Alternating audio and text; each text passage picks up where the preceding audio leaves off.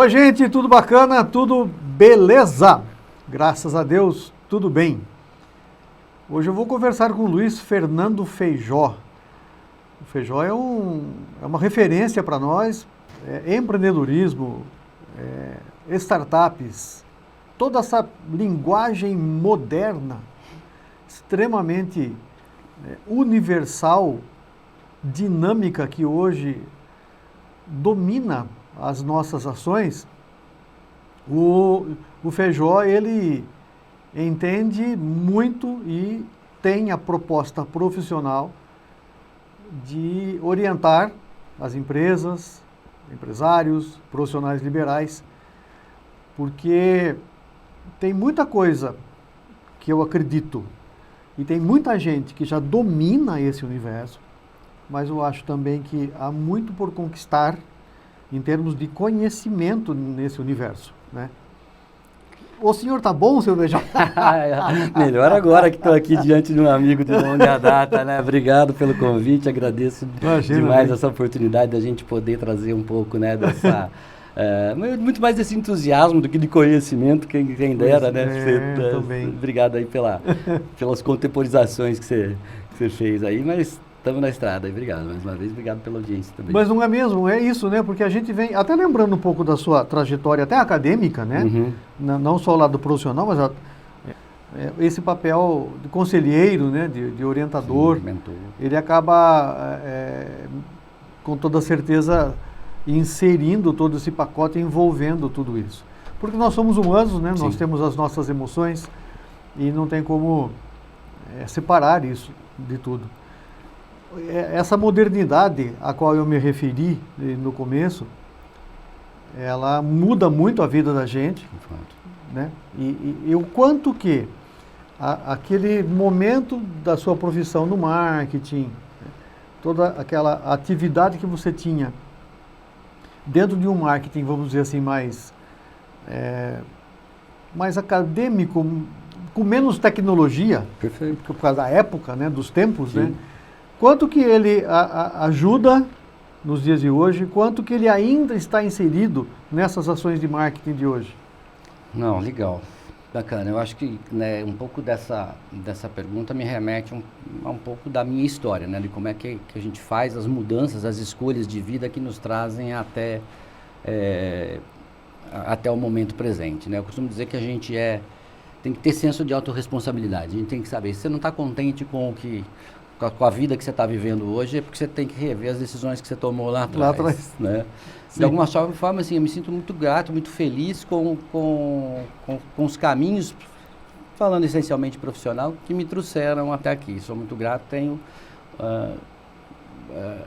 de alguma forma, uma gratidão mesmo às pessoas que participaram, que me mentoraram, que me ajudaram a tomar essas decisões, em fases muitas vezes que são fases, como que eu digo, que você não tem uma visão muito clara do que vem. Você é muito jovem. Eu tive uma carreira que de alguma forma sempre teve ligado à questão da tecnologia, mas a questão dos negócios eu fui aprendendo no meio do caminho. Tive uma sorte danada, né, de trabalhar em empresas que, de alguma forma, valorizaram demais a meritocracia e talvez esse conjunto com as minhas atitudes permitiram que outras pessoas olhassem e me direcionassem para isso. Até o momento que você começa a bater suas asas e que você começa a tomar suas decisões, talvez você começa a fazer escolhas, né? De certa forma, a questão de criação de valor para o cliente, né, que eu acho que talvez seja o principal conceito que ampara a questão do marketing, ela sempre esteve presente, com tecnologia ou sem tecnologia. As ferramentas de hoje são diferentes, elas de alguma forma, eu acho que elas alavancam, possibilitam o crescimento e surgimento de produtos e de empresas e de criação de valor para uma sociedade que é muito mais veloz do que antes, né? Então, antes você talvez precisasse comprar uma pesquisa de mercado, gastar uma centena de milhares de reais para poder ter um estudo, lançar um produto a posteriori que talvez nem chegasse a ter valor no mercado. Hoje você pode fazer um teste muito mais barato, muito mais rápido, com R$200, você vai no Facebook, por exemplo, faz um teste e sabe se está no caminho certo ou não. Então, acho que essa questão do marketing ele se ampara muito dentro disso. Nossa, você lembrou uma coisa, a velocidade das coisas hoje em dia, né? Isso é uma diferença muito gritante para aquele empresário raiz, Sim. para o empreendedor de hoje, Feijó. Porque tem muita coisa diferente, Muito, né? muito, acho que sim. Acho que a sociedade ela vai se modificando e vai criando novos dilemas, né? E novas soluções vão sendo, na verdade, desenvolvidas. Em última análise, eu acho que o empreendedorismo, ele é formado por algumas características que podem ser moldadas, que podem ser treinadas. Mas eu acho que hoje, Demetrio, a gente vive um momento em que, graças à tecnologia, é possível você explorar mercados muito mais amplos. Hoje você consegue criar uma solução que pode estar atendendo uma demanda do outro lado do mundo e você está com ele no mercado fazendo um download, por exemplo. Então, eu acho que essa diferença de cenário propõe um novo modelo mental. Basicamente, antes você tinha uma situação onde você primeiro planejava, depois você construía e depois você ia ao mercado vender. Hoje é exatamente o contrário. Hoje primeiro você vende, depois você planeja e depois você constrói. Você não erra se você tiver com esse mindset, se você tiver com essa situação. Você faz pequenos ajustes, infinitos ciclos de iterações, você cria coisas muito pequenas, os chamados produtos mínimos viáveis, né? Você viabiliza, você valida aquela ideia, aquele produto, aquele modelo de negócio, aquela marca, né? Aquele mercado, e você vai aprimorando e criando novas alternativas. Estamos aí com todos os nossos aparatos que a gente tem na mão. Então, isso permite uma ação mais coletiva do empreendedor? Porque assim, há limite para o empreendedorismo. Empreendedorismo é quem produz alguma coisa, quem tem um tipo de serviço. Quem pode ser empreendedor?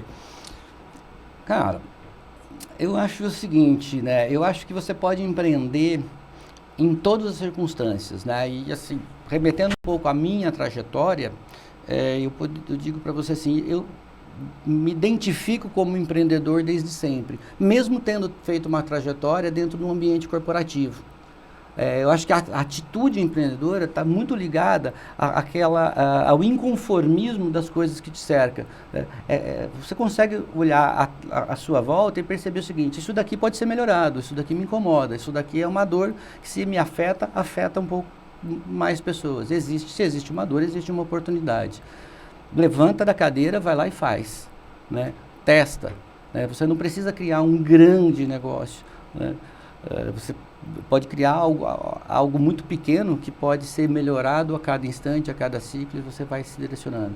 Então, eu penso que empreendedorismo, né, e a gente fala muito desse modelo mental de startup, a gente vai falar um pouquinho disso, mas eu acho que empreendedorismo é muito mais uma atitude do que um cromossomo, do que um DNA. Então, é isso que eu estava pensando aqui. Você falou assim, 3 coisas: mindset, dor. Hoje, vocês, né, que trabalham, né, que estão na vibe direto, usam muito essa expressão da dor. E incômodo, né? Se você está incomodado, né, e dor também não é aquela física, não. Né, o sentido de dor é outro, mas é exatamente esse incômodo, né, essa insatisfação que às vezes o profissional ele viveu a vida inteira, né? 40 anos, ele pode ser até presidente de uma empresa, um CEO hoje, mas ele tem aquela dor, ele ficou inquieto e não agiu. Sim. Né? Levado por essa sequência hierárquica, burocrática. Sim, as estruturas empresariais, elas são travas. Tinha muito disso. E hoje, né, toda essa possibilidade de você alterar esse processo todo, você tem como, né? Você tem ferramentas. Né? E isso faz de você um empreendedor. Né? E eu acho que existe uma consciência que vai sendo contaminada também, porque mesmo as grandes empresas com estruturas mais rígidas, elas começam a entender que elas precisam mudar esse mindset. Elas começam a proporcionar ambientes empresariais mais suscetíveis ao erro, né? Hoje o pensamento é um pouco diferente. Você tem direito ao erro, erra rápido e erra barato. Aprenda com o erro e corrija ele mais rápido ainda. E uma outra coisa, permita-se, né? Permita-se errar. É muito difícil você tratar isso dentro de um ambiente, especialmente empresarial, um pouco mais rígido, que você tem que desmontar essa cultura. Esse é um desafio que a gente tem. Não só pelas hierarquias, não só pelas estruturas, mas as pessoas estão imersas nessa cultura e elas têm dificuldade de se permitirem ao erro. Um termo que está super em voga, super chamando a atenção das empresas e desse universo é a tal chamada transformação digital. Que tem muito a ver com o que você está falando. Eu tinha a mesma borracha, eu tinha o mesmo processo produtivo, eu tinha um mercado que estava ali, tá. Mas acontece que o concorrente está fazendo de um jeito diferente. Como é que a gente acompanha isso, né? Como é que a gente se desenrola? Quer dizer, se você for pensar, muitas demandas num formato daquela época, elas eram atendidas plenamente. Mas a necessidade da sociedade de hoje faz com que você tenha que mudar o modelo de negócio. Então, assim, transformação digital não é você lá automatizar uma linha, é você digitalizar o seu processo, automatizar o seu processo. A transformação digital é mudar o modelo de negócios, é você deixar de fazer venda, por exemplo, e fazer como serviço a mesma coisa, né? Isso é um exemplo clássico aí de coisa. Então, eu acho que as empresas, né, elas foram sendo forçadas a reconhecer isso, né? Aí é onde entra um pouco dessa influência, desse pensamento que as startups conseguiram encontrar o seu espaço e, sobretudo, escalar, né, exponencialmente, crescer exponencialmente em mercados globais. Aí dizendo o seguinte, a sardinhada está incomodando o tubarão, né, agora. As grandes empresas começaram a sentir isso. Começaram a sentir. De fato. Sim, bancos, porque... né, o mercado financeiro passou por uma grande transformação, né? Tem um exemplo brasileiro nosso. Não, absurdo, o mercado financeiro é um absurdo. Muito, né? E nós falaremos um pouco disso também, aí, por causa das criptomoedas e tudo mais aí que o Feijó manja bem disso também. Mas sabe, outra coisa que me ocorre, né, nesse papo ainda de empreendedor, ou de alguém que produz, fabrica e vende serviço, mercadorias, é que assim, ainda a gente encontra hoje gente dizendo assim, mas o produto antigo, ele durava mais. Sim. Ele era muito melhor. Isso também eu acho que atrapalha o desenvolvimento e o crescimento de um comportamento, não necessariamente da qualidade do produto, né? De fato, acho que porque a percepção de valor do cliente, ela mudou, né, em relação a isso. Né? Percepção de valor, gente. Isso também é uma atividade que a gente precisa exercer, até como consumidor, né? Sim, não, de fato, você tem aquele caso, por exemplo, né, que a gente sempre conta isso de alguém que você já deve ter conhecido, mas eu falo especialmente referência a uma pessoa que eu conheci que me contou essa história. Eu fui ao shopping para comprar um sofá para minha casa, novo, lá, e todo o argumento de vendas que o vendedor usava ali comigo era de um produto durável, de qualidade, de um bem que eu ficaria 15 anos com aquilo. E a pessoa diz o seguinte, bom, se é para ficar 15 anos, isso não serve para mim, porque eu não quero ficar 15 anos com a mesma... Amanhã eu já quero mudar, então o conceito, né, de qualidade, né, não está... De repente ele está perdendo, né, o sentido de bom ou ruim. Qualidade para mim pode não ser a mesma coisa que é para você, não significa um atributo do produto, né, mas uma percepção de valor que eu tenho que se modifica em função de cada um. Né? Falaremos agora sobre startups, que também é algo muito, eu ia dizer muito novo, mas esse trabalho de startup já tem pelo menos uma década. Tem mais, né? Tem mais, né? Tem mais. Não é tão novo assim, não. Se a gente for pensar aí, talvez o primeiro modelo conceitual de startup seja justamente a HP, lá atrás, né? 20 e poucos anos atrás, né? A Apple, Microsoft são exemplos clássicos de... E a startup, Feijó, ela tem que ter fundamentalmente uma relação com tecnologia? Essa é uma grande questão. Essa é uma grande questão, né? Conceitualmente, você vai definir startup, você tem várias formas de desenhar isso, cada escola, cada autor fala de uma forma. Eu gosto da definição de Steve Blank, que é talvez um dos principais precursores aí do Vale do Silício, né? Que criou o Startup Manual, o Manual do Empreendedor. Onde ele fala que basicamente uma startup é uma organização de pessoas, né, que se juntem com o propósito de buscar um modelo de negócios que seja replicável e escalável, né? O que tem por trás dessa frase?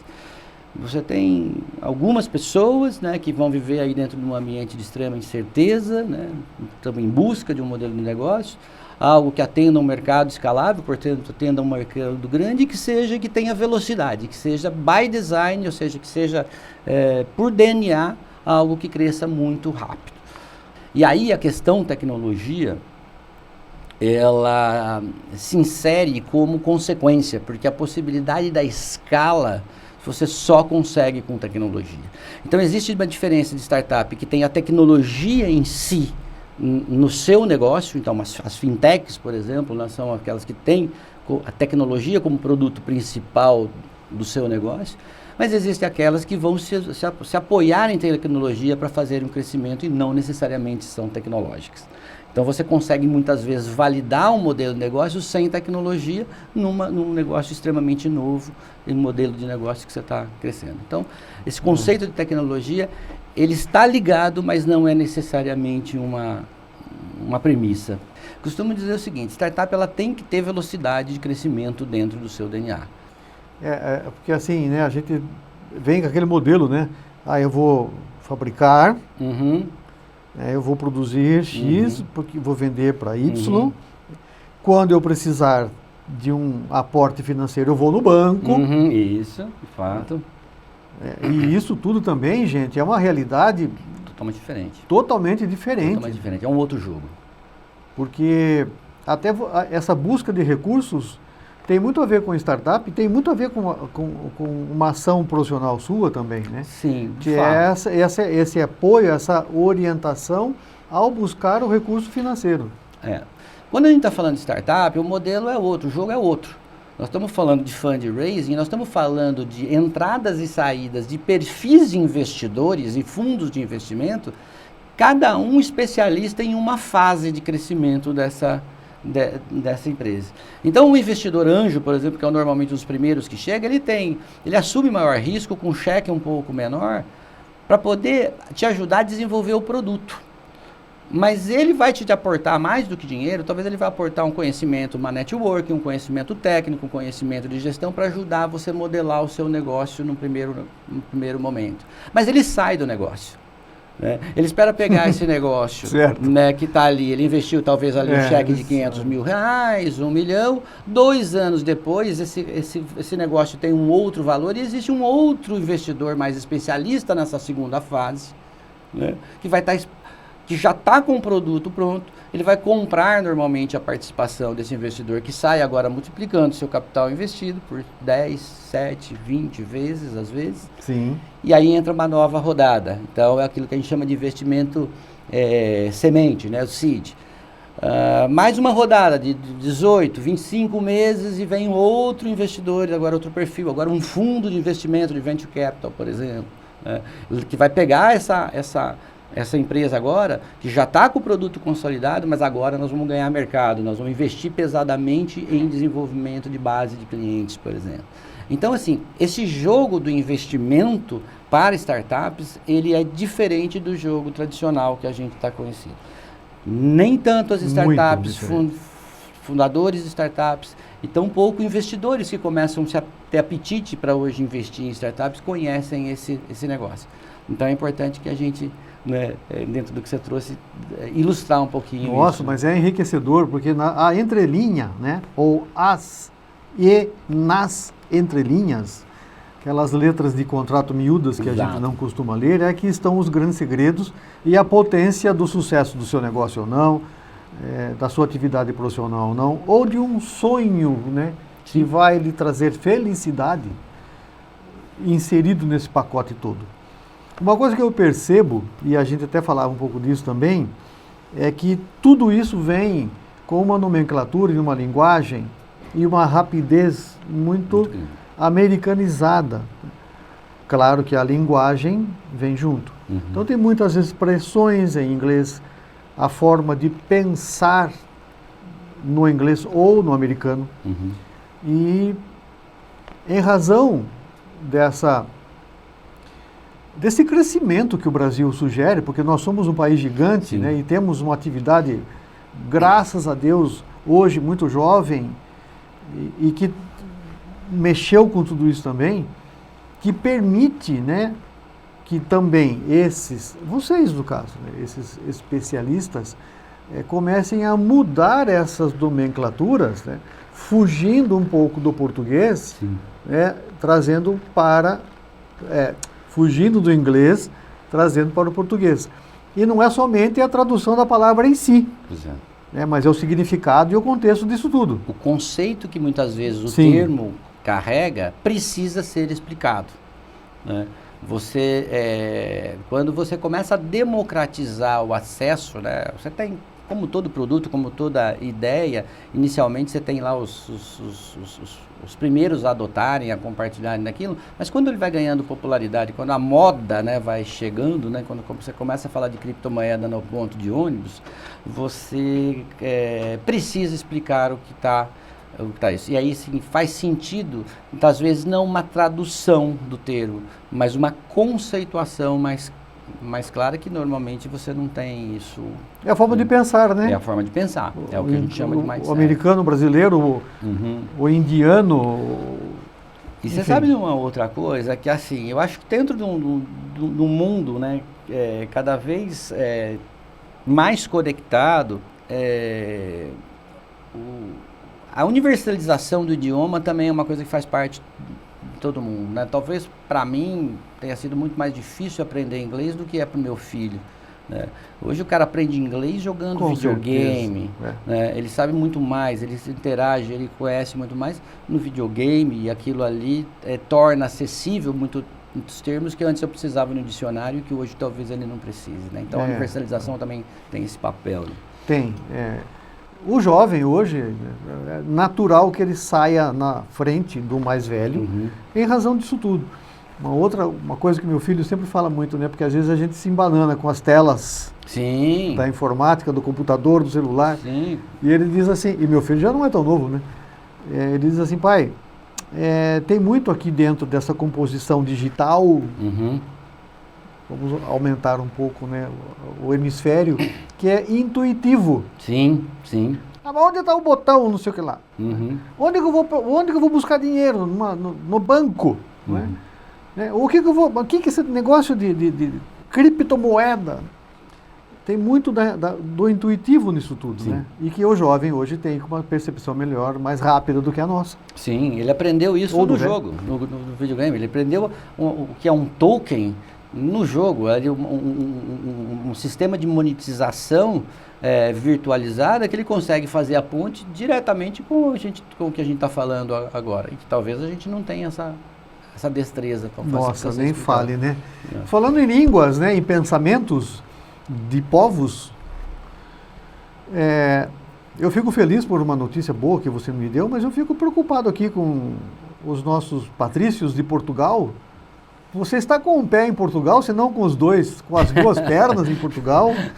E essa camiseta tão bonita aí, que é a We Go, traz aí o nome no peito literalmente, né, Feijó? Sim. No coração mesmo. Que bom, né? De alguma forma, acho que a gente... sou muito grato, né, a maneira como eu fui acolhido, né, dentro do ecossistema de empreendedorismo e inovação. Foi uma virada de chave diante de tudo que eu já tinha feito. Um dia, num evento em Campinas, eu me dei conta que eu estava num lugar que eu não tinha a mínima noção do que era tudo muito diferente do que eu tinha como capacidade de diagnóstico de negócio. Eu fui para um evento de RH, não sei o quê, e eu vi uma meninada, uma rapaziada, um lugar todo colorido, mesa de ping-pong, não sei o quê, cerveja para você pegar no Visacura. E falando, mas que negócio, que jangas é esse negócio aqui, pô? Aí conversando com um rapaz de 25 anos ali, ele falou, pô, meu filho, isso daqui é uma aceleradora, cara. Eu falei, puta, lógico, como é que eu não me percebi isso, né? E eu falei, mas não é possível que eu não sei o que é uma aceleradora. E naquele momento, no caminho de volta para casa, eu tomei uma decisão. Eu não sei onde esses caras vão estar daqui a 5 anos, mas eu vou estar junto com eles. E ali eu precisava fazer uma mudança de pensamento, uma mudança de conexão. Comecei a estudar, comecei a me preparar, me juntei com um bando de outros malucos aqui em Indaiatuba, começamos a criar aqui o conceito de ecossistema da nossa cidade. Nossa, que legal. Um ano depois, né, a gente estava fundando a WeGo, que tinha um propósito de ser um hub de inovação, onde a gente faz um trabalho de evangelização da comunidade sobre esses conceitos. A gente criou um programa de aceleração, onde a gente identifica e ajuda empreendedores, startups a passar por esse banho de loja, se preparar para captar um investimento, né? Na outra ponta, a gente também tinha o intuito, né, de ser coparticipante, ser investidor. E isso, de alguma maneira, vai, a duras penas, com pandemia, com mudança de modelo de negócio, com mudança de pensamento, mudança de sócios, essas coisas. Mas hoje, aí, bem próximo desses 5 anos, né, hoje eu faço parte dessa história, né, de uma empresa que nasceu aqui dentro. A gente está com o pé em Portugal, parte do time está lá.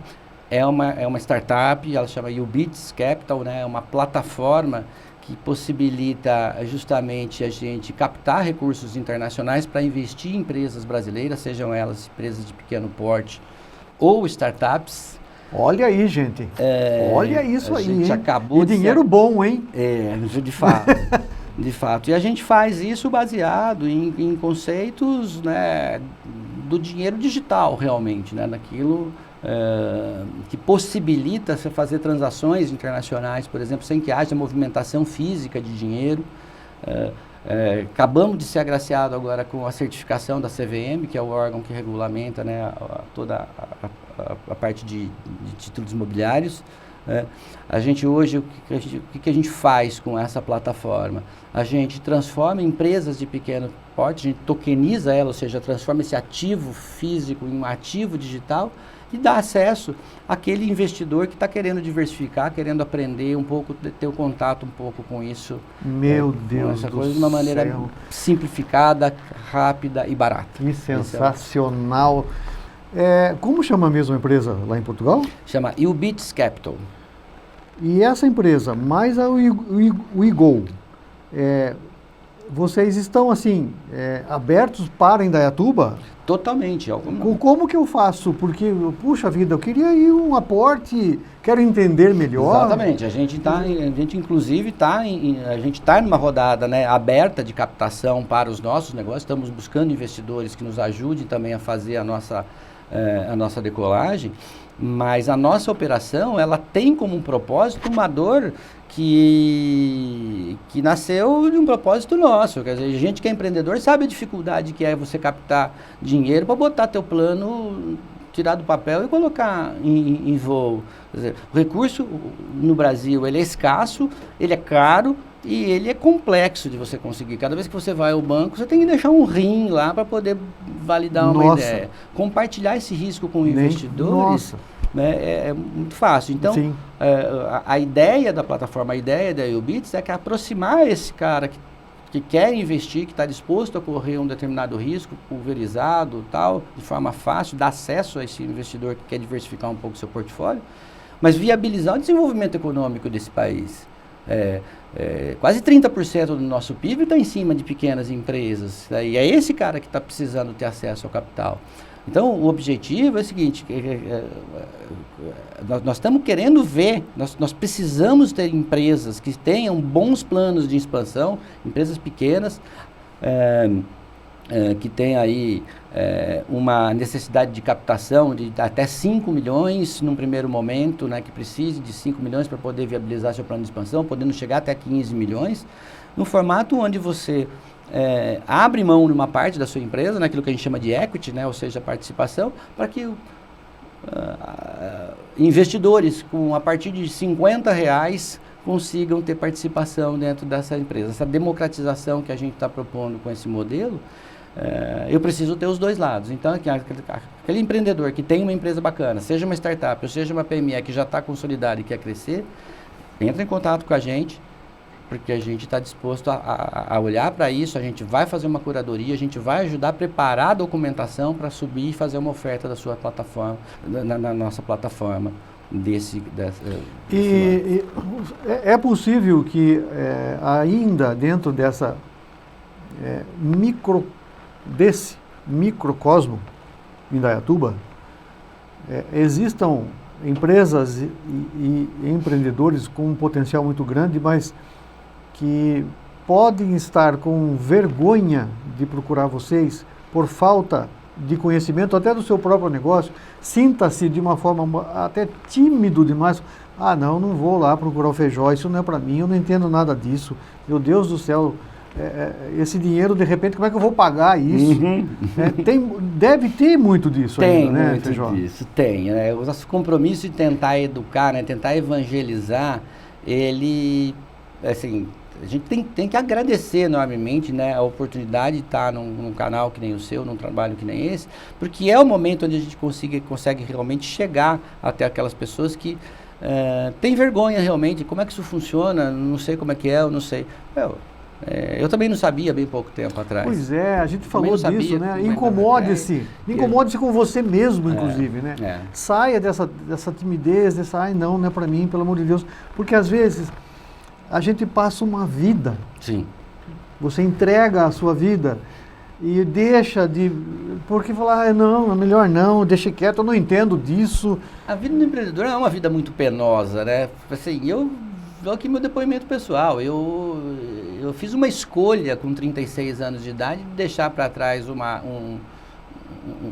jornada que... Assim, até hoje eu olho para trás e falo assim, bom, eu ainda não sei se eu fiz a coisa certa, né? Por mais que eu me agrade com as circunstâncias, né?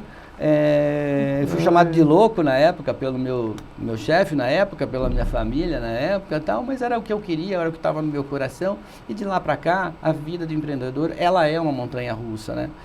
Você está o tempo todo oscilando entre ganhos significativos e muitas vezes tendo que se recuperar.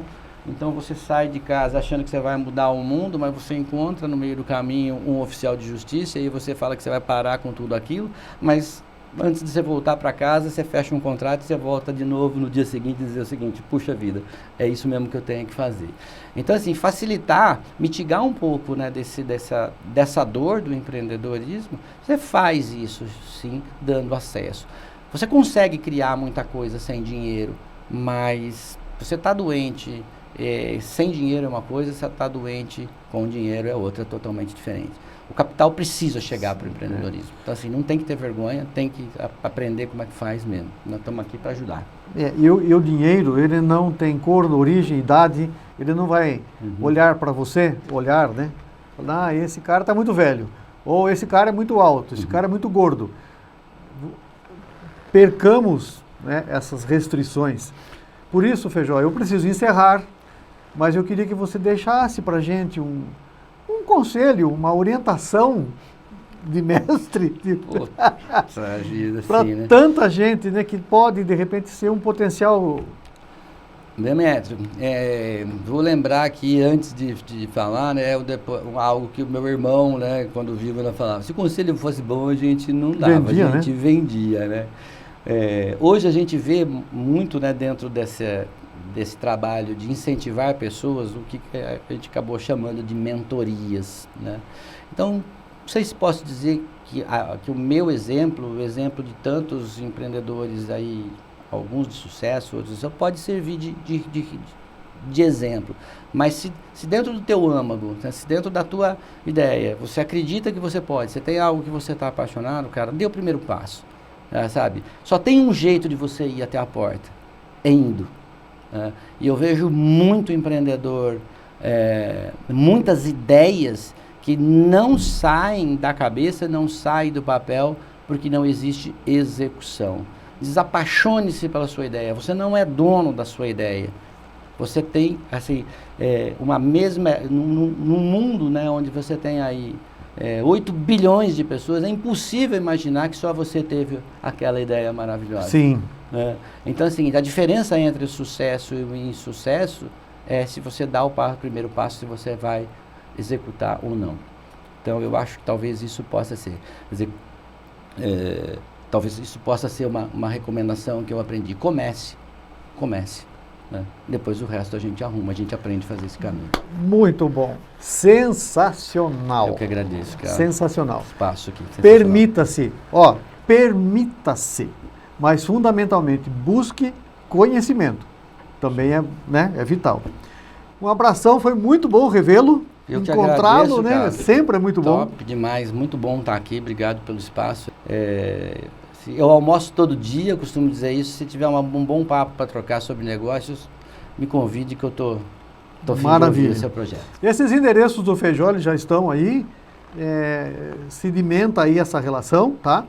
E procura ele, mas saia, vá até a porta, caminhe até lá. Um abração, querido, muito obrigado. Obrigado, eu que agradeço. Um abraço, gente. Bom, você.